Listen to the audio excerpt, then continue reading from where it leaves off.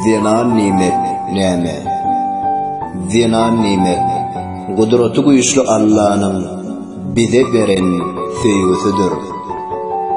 Zenan nimet enengdir. Yarı gece yatyanlar, dansaz verse doğandır, anzaklarda doňanlar. Horzar etmejek bolup, gece gündüz alganlar, sebäbi ol enengdir.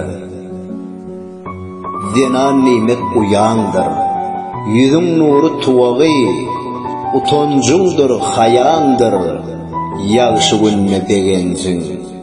Hıyr önüňde söýäňdir, saňa geljek belanyň öňüne gaýandyr, sebäbi ol uyandır.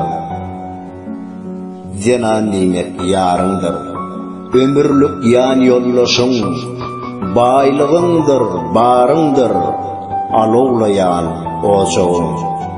Namysyňdyr, aryňdyr, hıyr önüňe deň çekişýän, ýakyn howandaryňdyr, sebäbi ol ýaryňdyr.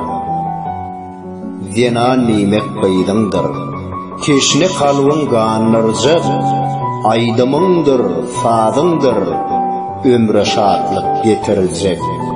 Gülgün şoly ýadyňdyr, ogul bilen deň durjak, dowamyňdyr, beýdiňdir, sebäbi ol beýdiňdir.